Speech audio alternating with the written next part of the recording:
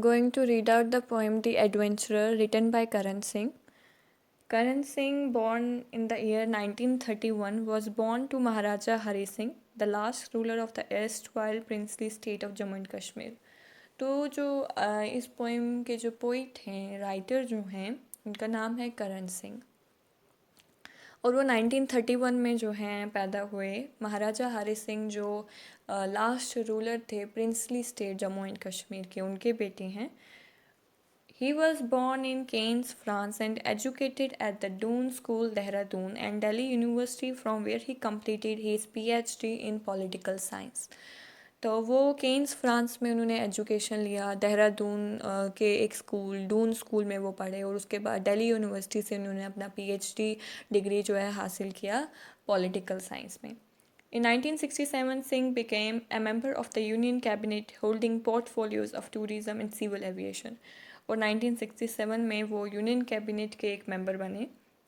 He has also served as the Minister of Education and Culture and the Indian Ambassador to the US. तो वो Indian ambassador भी रहे हैं और education minister भी रहे हैं। He is currently a member of the राज्य सभा, अभी राज्य सभा के एक मेंबर हैं। Singh is an essayist, a poet, a writer of travelogues and has written extensively on philosophy and political science. तो वो एक एसेइस्ट हो गया जो एसेज लिखता है, एक पोइट हैं और उन्होंने पॉलिटिकल साइंस और फिलॉसफी पर बहुत ज़्यादा काम किया है। हिज फेमस वर्क्स, उनके जो मशहूर काम हैं वो कौन कौन से हैं? Population, poverty and the future of India, brief sojourn, humanity at the cross roads, hymn to Shiva and other poems and autobiography. So let's read out the poem. Poem basically जो आपकी ये जो पोएम है, इस पोएम का जो speaker है वो एक एडवेंचरर है, ठीक है। और वो एडवेंचरर जो है अपनी अचीवमेंट्स बता रहा है, ठीक है। एक ऐसा बंदा है जो बहुत सारी जगहों पे घूम के आया है, उसने वो काम किया है जो शायद किसी ने ही नहीं किया, लेकिन वो बंदा जो है वो हर चीज़ को वर्थ लेना, अपनी अचीवमेंट्स का जो है वर्थ मांग रहा है, ठीक है। तो एक वर्सटाइल, ये जो पोएम है एक वर्सटाइल और multifaceted personality with royal blood in his veins.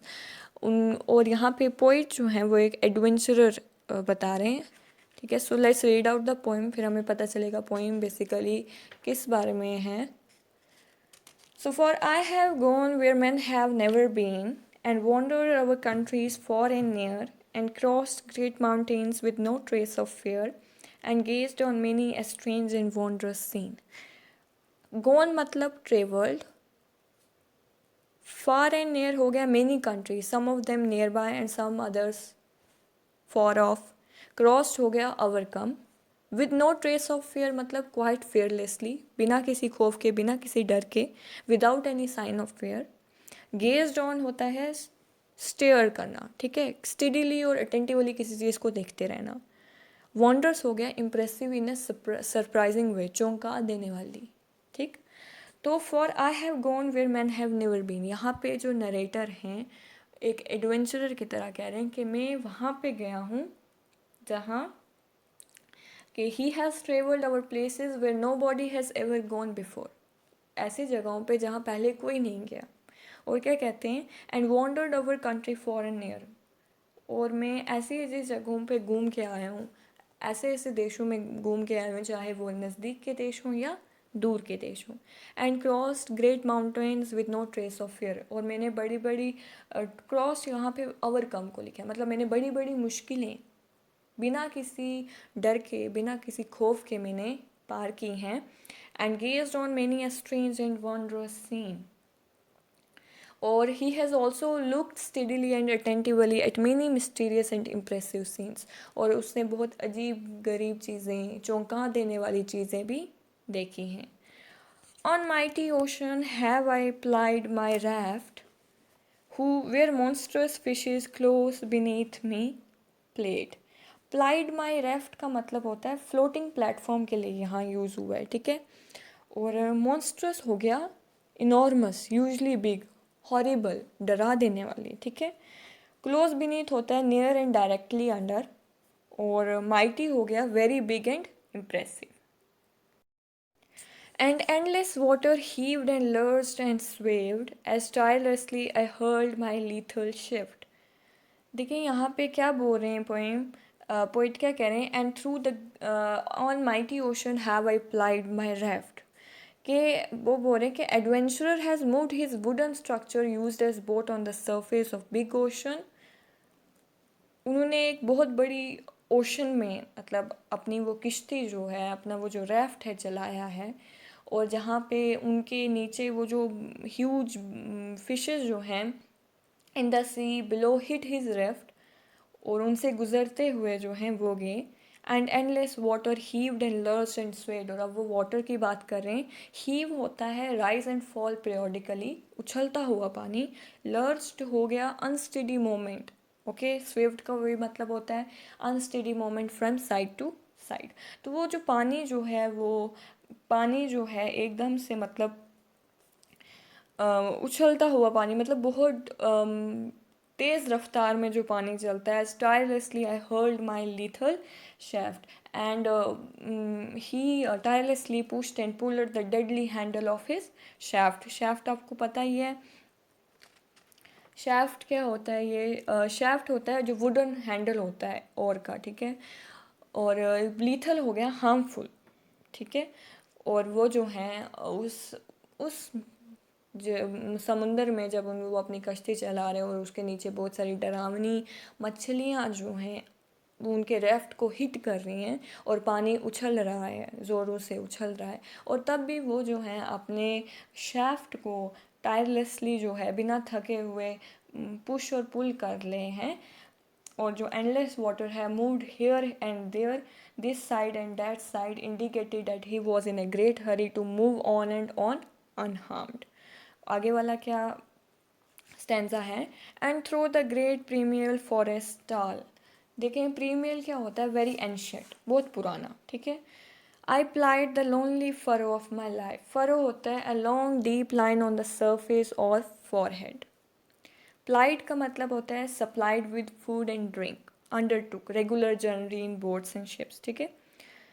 तो अब ये क्या कहते हैं इसमें पोइट जो हैं, हमारे जो नरेटर हैं, पोइट जो हैं करण सिंह, क्या कहते हैं कि he has made his journey through tall and great forest which were very old। बहुत पुराने जंगलों में वो गए हैं, और जब वो उनके अंदर गए, मतलब when he was traveling through them he was all alone, वो बिल्कुल अकेले थे। I played the lonely, lonely अकेला हो गया ना, बिल्कुल अकेले थे। with none other by his side, और उनके साथ कोई नहीं था। and slew great monsters waged untiring strife, ठीक है। और फिर स्लीव का क्या मतलब होता है, किल्ड वायलेंटली। मॉन्स्टर हो गए अगली फ्राइटनिंग क्रिएचर, डरा देने वाले क्रिएटर। वेस्ट हो गया बिगेन एंड कॉन्टिन्यूड ए वार, और स्ट्राइफ हो गया फाइटिंग बिटवीन पीपल और ग्रुप्स। और फिर वो क्या कहते हैं कि ये जो जनरी उनकी जंगल में से वो जब सफ़र कर रहे थे, तो उन्हें बहुत सारे माइटी और डेंजरस एनिमल्स जो हैं रास्ते में मिले, और उन्होंने उनके साथ लड़ाई की और उनको मार गिराया। He had also an untiring encounter with creature great and small of the devilish and dreadful type. वही कह रहे हैं with creature of the darkness great and small, बड़े क्रिएचर्स के साथ भी और छोटे क्रिएचर के साथ भी उनकी लड़ाई हुई। And often as I strove with might and main and which each victory won for renown, I thought that I had mounted my trouble down and conquered fear and death, old age and pain। Strove का क्या मतलब होता है, strove होता है tried hard for victories. तो यहाँ पे एडवेंचरर कह रहे हैं कि he had tried hard with full power and strength for victories to get fame and earn respect for himself.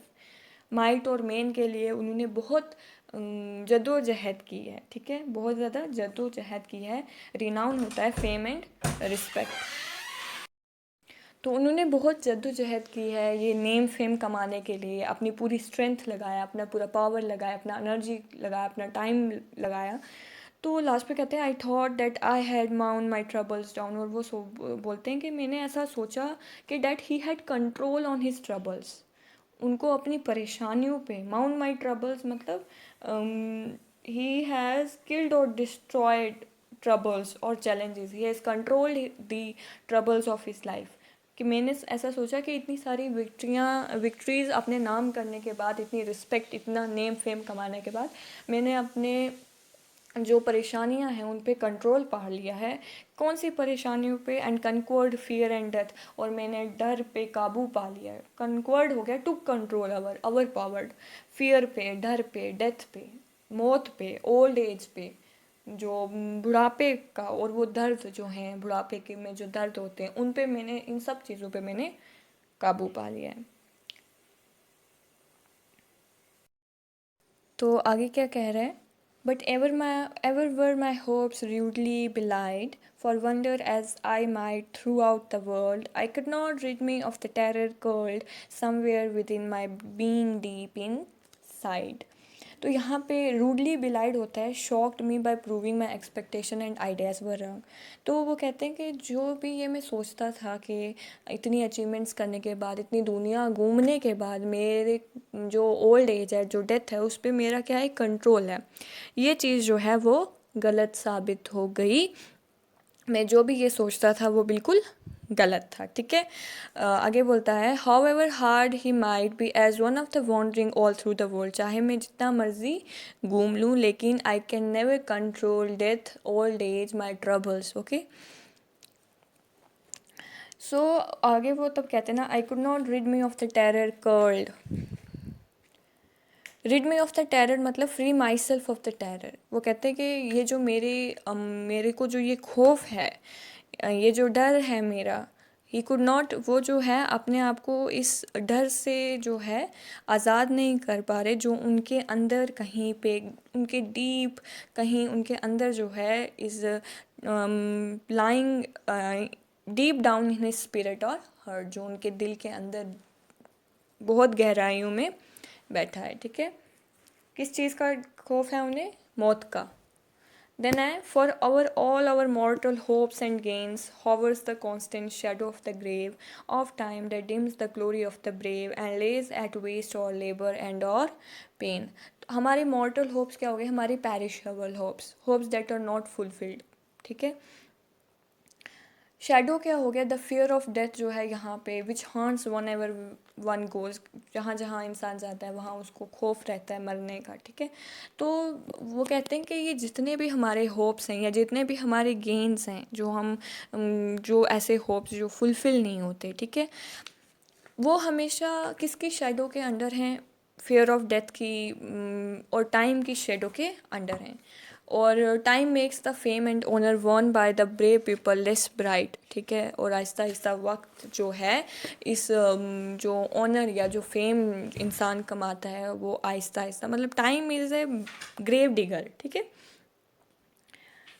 And lays at waste our labour and our pains. तो time makes all our hard work and labour go waste and useless. ऐसा वो क्यों कह रहे हैं? क्योंकि time is great digger. जब वक्त जो है वो डेथ की बात करें कि जब हम मर जाएंगे तो हमारी जितनी भी हमारी अचीवमेंट्स हैं, जितनी हर चीज़ जो है वो यूज़लेस हो जाएगी, वो वेस्ट चली जाएगी. आगे लास्ट सेंस है, and what adventure what exploit will stay with us beyond the folded wheel of death and what when we have shed our mortal breath will speed us on for eternal way. Adventure पता चल गया आपको, ये एक exciting और dangerous person, उसको कहेंगे adventure. Exploit होता है समथिंग एक्साइटिंग और interesting that somebody has done. Folded wheel of death हो गया द मिस्ट्री ऑफ डेथ. ठीक है. शेड अवर मॉर्टल ब्रेथ हो गया lose for ever our perishable breath, we die and stop breathing. Speed हो गया मूव क्विकली. अवर फॉर हो गया एटर्नल वे हो गया on our journey after death, मौत के बाद जो सफ़र शुरू होगा. Here towards the other world, दूसरे दुनिया में. ठीक है. तो यहाँ पे स्पीकर जो है वो कहता है कि क्या एडवेंचर के, क्या ऐसी एक्साइटमेंट जो है will stay here in our life when we are hidden behind the folded mystery of the death. He also question what will move us quickly on our way to the immortal world after death when we have lost our last breath here in our mortal world. तो वो कहते हैं कि real adventure will start from there. तो इस last टेंसा में adventurer जो है एक रियलिस्टिक कंक्लूजन पे आता है, वो ये रियलाइज़ करते हैं no adventure can last beyond our death, ठीक है, और जितने भी पाथ्स हैं ग्लोरी के lead to but to the grave, ठीक है, when we have shuffled off the mortal coil we would march towards our eternal way, एक दूसरा सफ़र जो है शुरू हो जाएगा. So that was the poem. Thank you very much. Subscribe the channel and like the video and also press the bell icon. Thank you so much for watching.